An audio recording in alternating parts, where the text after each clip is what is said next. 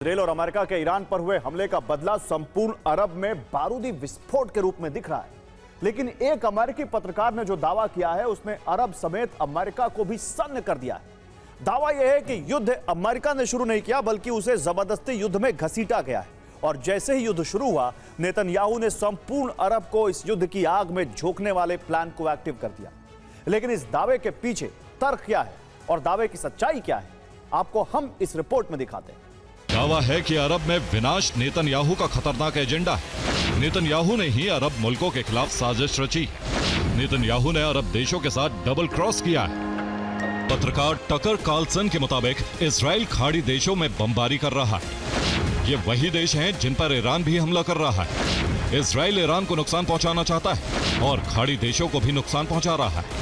Israel US सहयोगी अरब देशों को टारगेट कर रहा है। ईरान ने जवाबी कार्रवाई में यूएई को टारगेट बनाया था, जिसमें दुबई के अल मिन्हाद इंटरनेशनल एयरपोर्ट पर हमले ने सबको चौंकाया था क्योंकि इसमें टारगेट आम यात्री थे। हालांकि जायद इंटरनेशनल एयरपोर्ट पर हुए हमले पर सवाल इसलिए नहीं उठे क्योंकि इसका इस्तेमाल ब्रिटेन करता है, लेकिन इसके तुरंत बाद दुनिया चौंकी थी बुर्ज अल अरब होटल पर हमले से। ठीक ऐसी स्थिति पाम जुमैरा क्षेत्र पर हमले में बनी।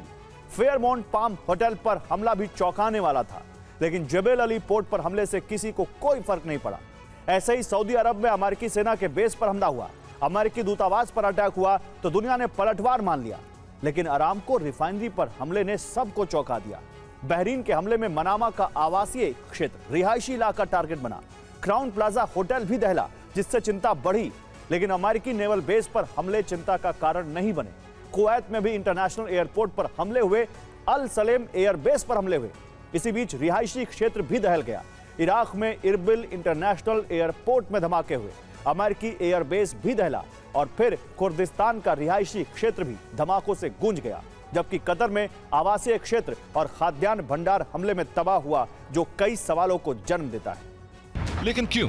ताकि अरब देश भी ईरान का घेराव शुरू कर दें और ईरान के खिलाफ जंग की आग में कूद पड़े। ट्रंप प्रशासन मानता है कि इजराइल ने यूएसए को ईरान के साथ युद्ध में घसीटा है। युद्ध में पहले ही अमेरिकियों की जान गई है। टैक्स पेयर्स के लाखों डॉलर भी जा चुके हैं। युद्ध की वजह से हर चीज महंगी हो जाएगी। मुनाफा सिर्फ डिफेंस कंपनियों को होगा।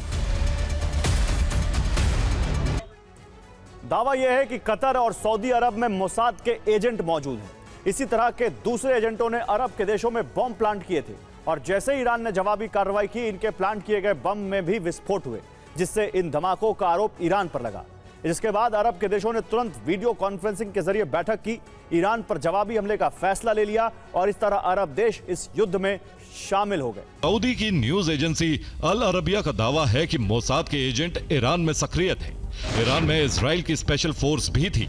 इन्हीं एजेंट्स और जवानों ने हमले किए। इजराइल अब बड़े हमले प्लान कर रहा है।